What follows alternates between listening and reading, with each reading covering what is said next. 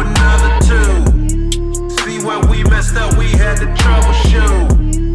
Lord willing, we get them boys the double blues. The fall is coming, see it, you get sick just like a couple crews. If 400 years can't do another two. See where we messed up, we had to troubleshoot. Lord willing, we get them boys the double blues. Shalom, shalom, family. This is SOT Arkansas. We out here in full effect. Hey, go and give me a pan, man. Show the people what we're working with.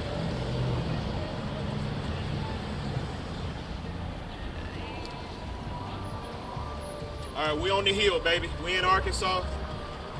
Putting that work in, Northwest Arkansas. All right, so we on the corner of a busy street. It's loud. I got music over there playing. Got cars going. It's a club across the street. It ain't jumping yet because it's cold.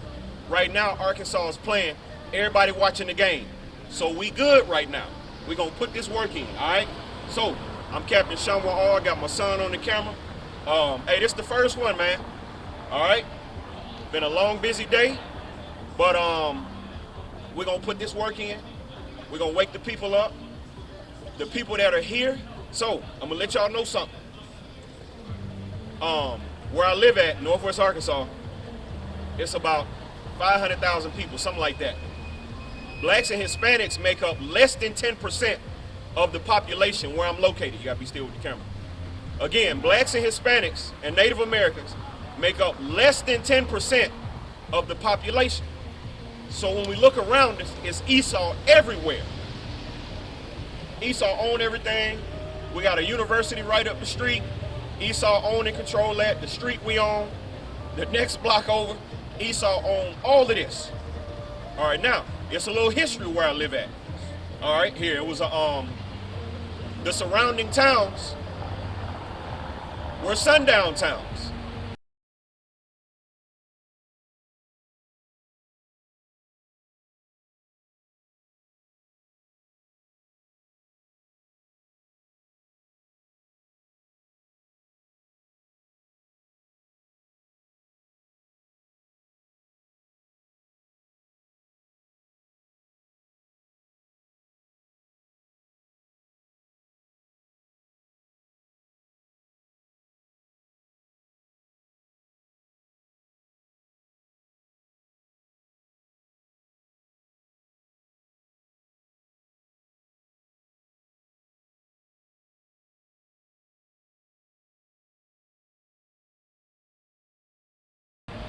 Back in the 80s, you couldn't leave Fayetteville because they would do something to you.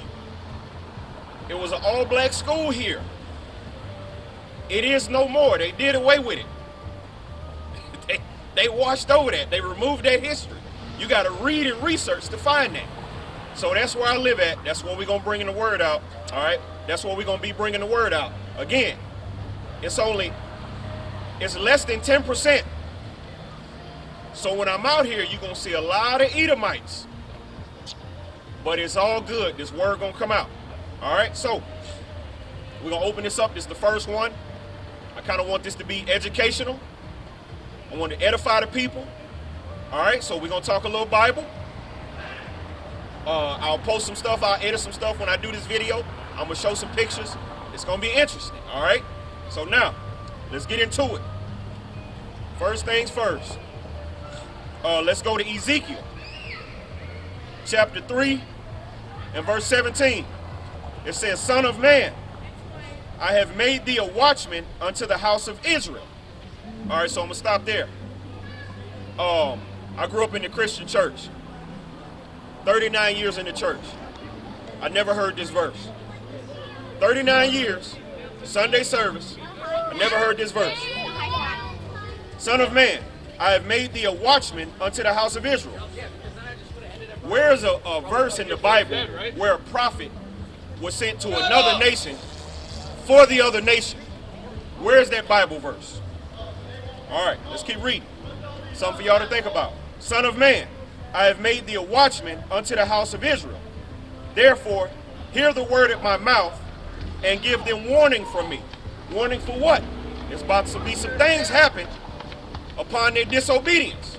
But again, who is the house of Israel? We'll get into that. When I say unto the wicked, thou shalt surely die, and thou givest him not warning, nor speakest to warn the wicked from his wicked way, to save his life, the same wicked man shall die in his iniquity, but his blood will I require at thine hand. Now, let's pause there for a second. Let's look at the Christian church today. Does the Christian church talk about nationality? It don't matter who you are. All they're worried about is John 3:16. We're going to sing a few songs from the hymnal, and we're going to pass that offering plate around about 19 times. That's what they do in the Christian church. So in the black communities, blacks, Hispanics, and Native American communities, are we being taught the Bible? No. We're being taught what Christianity says. In the church, again, we got images up that don't look nothing like us. So God looked like, well, it's just, it depends on, where you was at, but God is a white guy. Jesus looked like Thor. Long blonde hair, blue eyes. Again, for the black, Hispanic, and Native American communities, this is what we see growing up. Now, in my church, I grew up in an old school Baptist church back in Dallas. We got the wooden pews before we moved churches and moved out the neighborhood to a better neighborhood. We had the long wooden pews. On the back of each pew was a little pocket holder for the offering envelopes, the hymnals, and the little cup for the when we take the communion. That's what was on the back of the booth where we were sitting at. Now, you pull the fan out. What's on the fan? Yeah, I grew up in them church. It was a fan. Wooden handle. It was kind of wavy, and it was a picture. On one side of the picture was the hymnal. It was Psalms 23 or some kind of Bible verse or some kind of song. You turn it around, what was it a picture of? White Jesus. Now, that image that we grew up seeing, because that image is on grandmama's house, it's on the wall, in the hallway. If they got a 2-story house, you walking down the stairs, it's right there looking at you. That image is the image of a real man. That picture of Jesus we grew up seeing.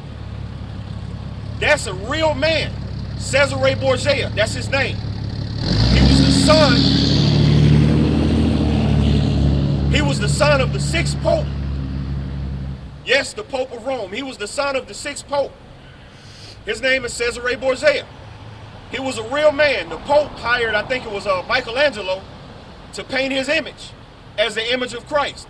Fast forward a couple hundred years later, that image still exists today. Some of the images are in the Bible. I don't have the image in my Bible. Some of the images in the Bible. Some of the images is on the hymns, the fans we had growing up, on our wall. Now, Cesare Borgia, he was a homosexual. He committed incest with his sister, and he murdered people. This is the image that we have on our wall in the black, Hispanic, and Native American communities where we worship. The church I used to go to, we had what we call, the word slips my mind. It was an encounter, that's what it was. We had women encounters exclusively for women, number women. We had encounters for men, number men, and we had encounters for kids. We had chaperones and things of that nature there. And it was 36 hours, so we got there Friday night, and it was at the church. Well, sometimes it was away from the church, but we got there Friday night, and then we was there till Sunday morning, where we would either wake up and we was already in the church, or we would drive back to the church. We had 3 crosses at the church I went to. They was actual wooden crosses. They was like 10 feet tall. Actual physical wood, you can touch them. All right? And at the encounters, we would get on it and we would be snotting and crying and kissing the cross, the wooden cross. We would literally be leaning on it, snotting, crying, kissing on it. Black and Hispanic and Native American men. The image we had when we was at the foot of the cross was the image of Cesare Borgia. Remember the white dude?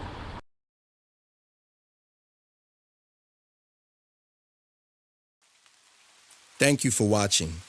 If you wish to donate, you can use Zelle or PayPal. We're the Sons of Thunder. It's our heart's prayer and desire for Israel that they might be saved. Shalom.